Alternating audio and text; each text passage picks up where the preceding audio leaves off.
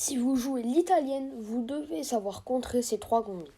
Le premier gambit est le gambit Rousseau. Après E4, E5, cavalier F3 avec le pion, cavalier C6 le défaut, et là on joue fou C4. L'italienne. Ensuite, les noirs peuvent jouer cavalier D4, le gambit Blackburn, F5, le gambit Rousseau, et la contre-attaque Traxler. Ce sont trois gambis qu'on va voir et qui sont mauvais pour les noirs et qui sont d'ailleurs très joués. Sur F5, le gambit Rousseau, on peut simplement jouer D4. Ensuite, les noirs peuvent prendre le pion D4 ou en E4. Si les noirs prennent notre pion en D4, on va simplement pouvoir mettre le roi en sécurité. Et ensuite jouer C3, prise, on récupère du cavalier. Et après cavalier E7, on a une avance de développement. Et les noirs ne pourront même pas mettre leur roi en sécurité, car le fou contrôle la case en G8. Autre possibilité, les noirs peuvent prendre le pion en E4. Là, on va récupérer le pion en E5, car notre cavalier est menacé. Si les noirs prennent, c'est un très mauvais coup, on récupère du pion. Et ensuite, on pourra avoir des idées avec des dames D5 et ce genre de choses. Notre coup est D5. On va simplement jouer fou B5 pour clouer ce cavalier qui est défendu qu'une seule fois et attaqué deux fois. Si les noirs ne font rien, on va simplement gagner un pion. C'est pour ça que les noirs jouent fou D7.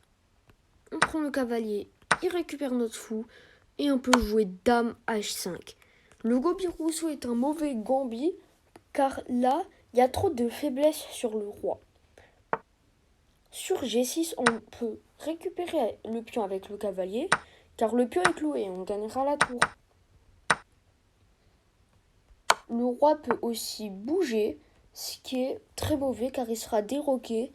Et là, on pourra faire des séries d'échecs où le roi sera au bord de l'échec et mat. Pour le gambit Rousseau, retenez-le, on joue D4. Contre le gambit Blackburn. Là, le piège est de récupérer en E5 pour ensuite avoir dame G5 attaquant le cavalier et le pion. Et ensuite, après la suite de coups logiques, les blancs vont être matés en seulement 7 coups.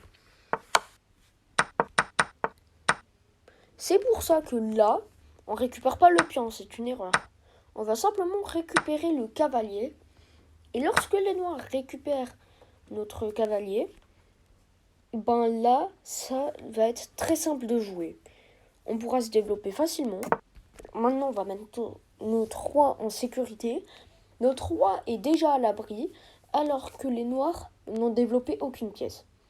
Sur fou C5, qui est quand même assez joué, on va pouvoir récupérer le pion F7 en sacrifiant le fou, car après que le roi prenne, il y a dame H5, fourchette au roi et au fou, et on va simplement gagner une pièce, enfin un pion, et on a déroqué le roi. Et si les noirs jouent un autre coup comme cavalier F6, on va simplement se développer normalement et il n'y aura aucun problème. Ensuite, après cavalier F6, on peut jouer cavalier G5, la Fry Deliver attaque. Là, le coup le plus joué et le plus logique, c'est D5. Mais les noirs peuvent aussi jouer fou C5, la contre-attaque Traxler. Là, l'idée est que lorsqu'on capture du cavalier, le cavalier pourra récupérer, enfin c'est pas le cas, le fou récupère en F2, et lorsqu'on va récupérer, il y aura un cavalier E4.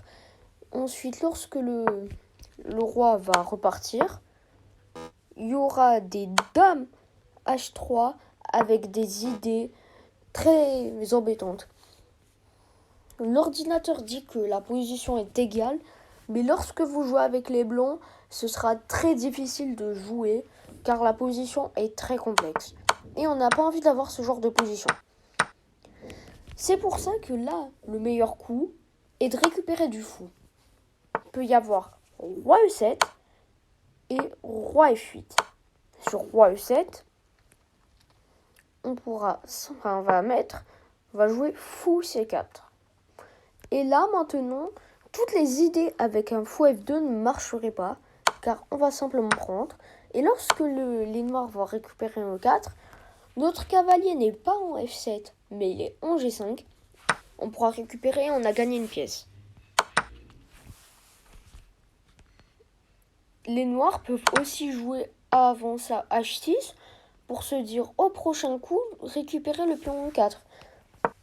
Sauf qu'il y a cavalier F7, fourchette entre la dame et la tour. C'est pour ça que cette ligne est extrêmement complexe. Donc, là, il peut y aussi avoir roi F8. On va aussi jouer fou C4. Donc là, le sacrifice en F2 ne marcherait pas, car lorsqu'on prend le cavalier, on pourra toujours récupérer. Et comme tout à l'heure, sur H6, il y a la fourchette royale. Enfin, pas la fourchette royale, la fourchette normale. Et ensuite, lorsque les noirs, enfin c'est autour des blancs, si les noirs prennent, on prend toutes les idées avec du dame H3, ça marcherait pas. On pourra simplement jouer un roi G1 pour ensuite avoir une position qui est très bonne. Les noirs peuvent aussi jouer D5, qui est pas un très bon coup. On récupère avec notre pion, les noirs récupèrent et on pourra juste jouer D3, défendre notre cavalier et on a une position qui est facilement jouable et très simple à jouer.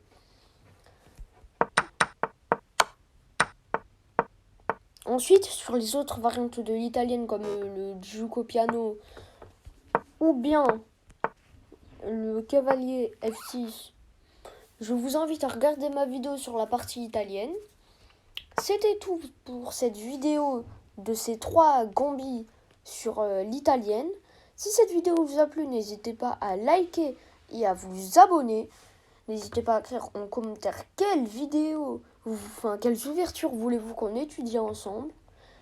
Salut tout le monde et à la prochaine.